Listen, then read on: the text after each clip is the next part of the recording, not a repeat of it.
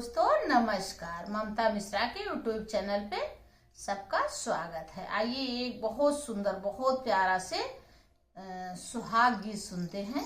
कितना बढ़िया है। देखो, बेटी अपने बाप से और ससुर से, सास ससुर से, जेठ से सबसे कह रही कि अपने मायके का इज्जत बचाने के लिए तुम इतना अच्छा से ले आना शादी में, क्योंकि जिससे मड़वा उजाड़ हो जाए। आइए सुनते हैं गीत के माध्यम से कैसे लगेगा।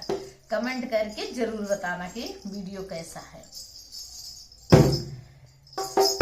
अरे सासू सासू जी के नौआ ननद जी के बरिया, अरे सासू जी के नौआ ननद जी के बरिया, अरे हमरो संदेशा ले जाया नौआ बरिया, अरे हमरो संदेशा ले जाया नौआ बरिया। अरे सासू जी के नौआ ननद जी के बरिया, अरे हमारो संदेशा ले जाया नौआ बरिया, अरे हमारो संदेशा ले जाया नौआ बरिया। ई संदेशा कहा सासू जी के अगवाई, संदेशा कहा सासू जी के अगवा, अरे ससुर का कहा समझाई नौआ बरिया, अरे ससुर का कहा समझाई नौआ बरिया। अरे यही से गहनवा ले आया मोरे ससुर, अरे यही से गहनवा ले आया मोरे ससुर, अरे डालावा आजोरा होई जाई नौआ बरिया, अरे डालावा आजोरा होई जाई नौआ बरिया।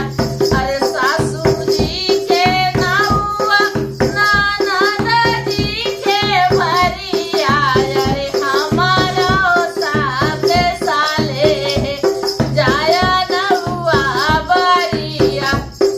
अरे ई संदेशा कहा जेठनी के अगवा, अरे ई संदेशा कहा जेठनी के अगवा, अरे जेठाऊ का कहा समझाई नौआ बरिया, अरे जेठाऊ का कहा समझाई नौआ बरिया।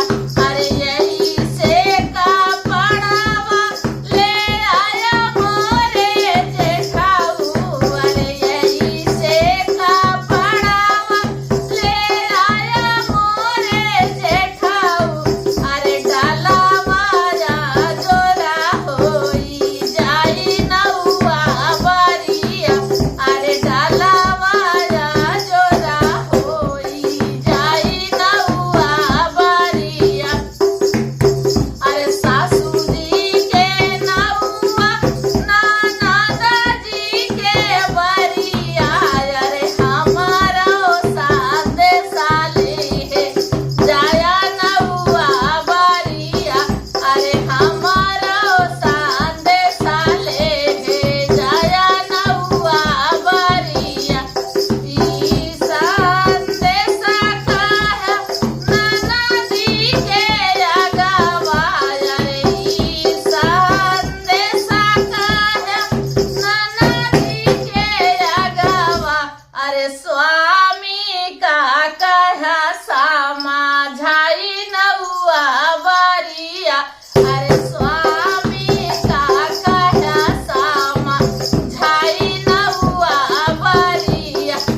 अरे यही से धुरावा ले आया मोरे स्वामी, अरे यही से धुरावा ले आया मोरे स्वामी, अरे मागी आया जोरा होई जाई